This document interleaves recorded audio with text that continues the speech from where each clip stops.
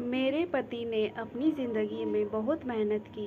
वो ज़्यादा पढ़े लिखे नहीं थे, इसलिए हमेशा से मेहनत और मज़दूरी का काम ही उन्हें मिला और घर चलाने के लिए उन्होंने यही किया।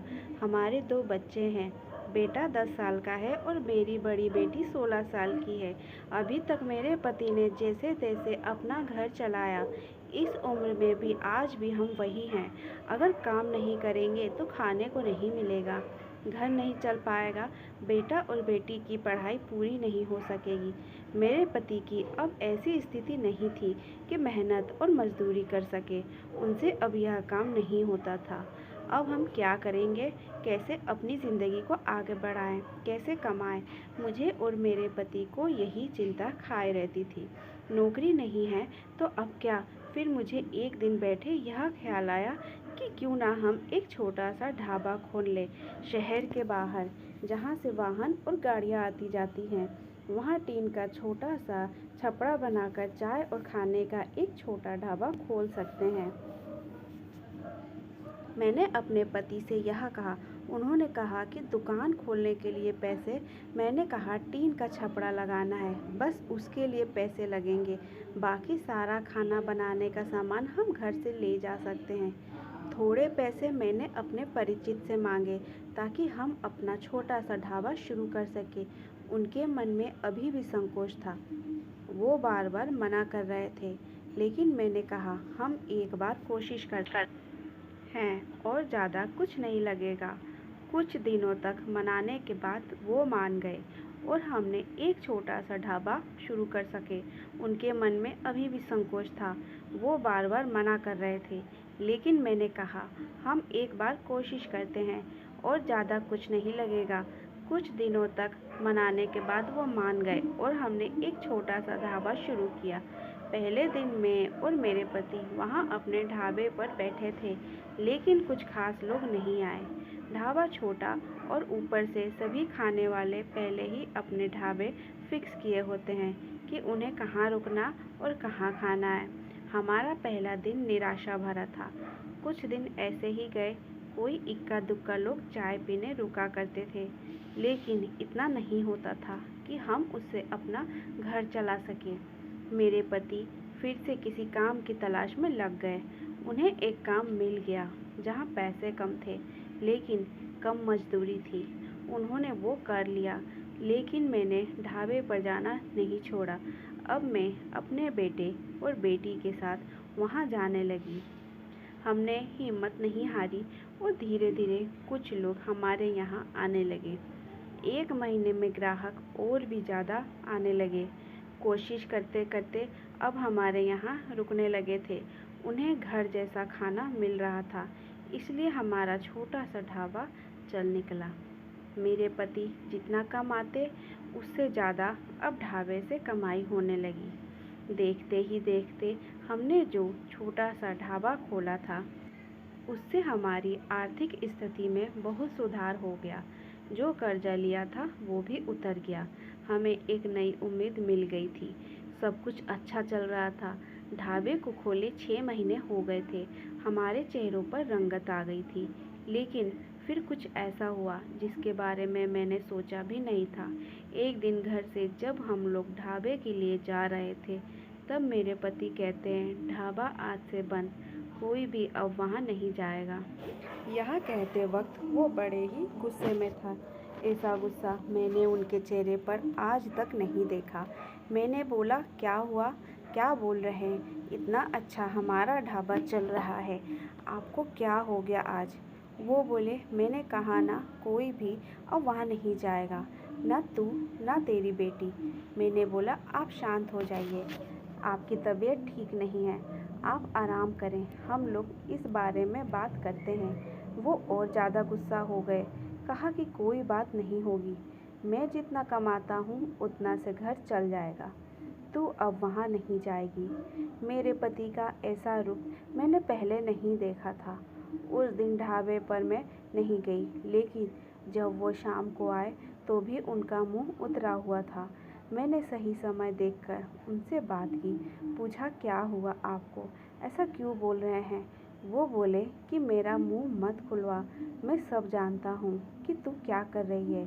मैं तेरे साथ इतने दिनों तक वहाँ रहा, तब वहाँ कोई नहीं आता था और मेरे जाते ही ढाबा चलने लगा। आखिर ऐसा भी क्या हो गया, मेरे तो होश ही उड़ गए। वो क्या बोलना चाहते थे मैं समझ गई। ऐसी बात वो भी शादी के इतने दिनों बाद उनके मुंह से सुनकर मुझे यकीन ही नहीं हो रहा था यह मेरे पति है। मैं एकदम खामोश हो गई। रात को मेरे आंसू नहीं रुक रहे थे। मैं एकदम खामोश हो गई। मेरे मुंह पर अब ढाबे का नाम भी नहीं आया। इस तरह की बातें सुनने के बाद मेरा अब कुछ करने का मन ही नहीं किया। उस दिन से खामोश हो गई। अब कुछ करने को कहने को बचा भी नहीं था। मैंने सोचा था कि उनको कोई सफाई नहीं दूंगी, वो अपना काम करते रहे, लेकिन उनकी कमाई कम थी, उससे अच्छे से गुजारा नहीं हो पाता था। कुछ ही दिनों में जो पैसा जमा किया था वो ख़त्म हो गया। करीब 3 महीने बाद ही उनकी तबीयत खराब हो गई और वो बिस्तर पर आ गए। काम नहीं कर पा रहे थे। मैं जैसे तैसे उन्हें संभाल रही थी। घर में जब पैसा ख़त्म होने लगा तो कर्जा लेने की नौबत फिर से आ गई। मैं चाहती थी कि कहीं किसी के घर जाकर खाना बनाने या बर्तन धोने का काम करने लगूं, लेकिन उनकी तबीयत खराब थी और मैं नहीं चाहती थी कि मेरी किसी भी बात के कारण वो फिर उसी तरह की बातें करें। एक दिन वो बिस्तर पर थे, मैं उनके लिए खाना बना रही थी। तब उन्होंने मुझे बुलाया।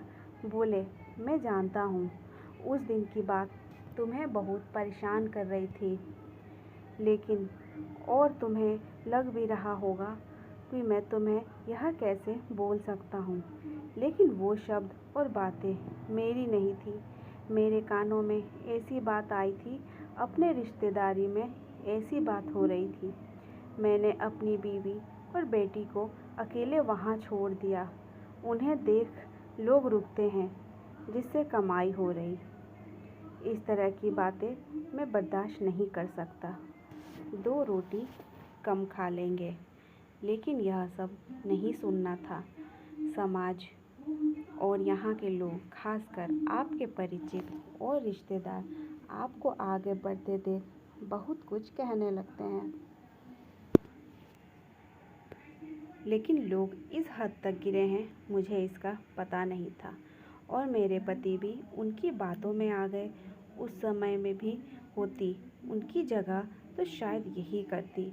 मुझे भी उतना ही बुरा लगता, वही फैसला लेती जो उन्होंने लिया। मैंने उन्हें कहा है वो शुभचिंतक जो अब आपकी मदद करने नहीं आएंगे। जाइए, आप उनसे पूछ लीजिए। हमारे घर में खाने को नहीं है। आपकी तबीयत खराब है, आप बताएं कौन आया अब हमारी मदद करने। दुनिया किसी को खुश नहीं देख सकती, और अगर कोई मेहनत करके आगे बढ़ता है तो सारे प्रयास करके उसे पीछे धकेलने की कोशिश करती है। और आप उनकी बातों में आ गए। वो लोग सफल हो गए। सबको बात बनाना है।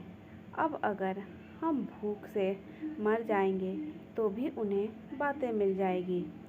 वो लोग कुछ समय तक बोलते, अगर हमें कोई फ़र्क नहीं पड़ता। वो तो थक हार मान लेते। वो पीठ पीछे ही इस तरह की बकवास कर सकते हैं। सामने आने की तो उनमें हिम्मत भी नहीं है। उस दिन मेरे पति की आंखें खुल गई।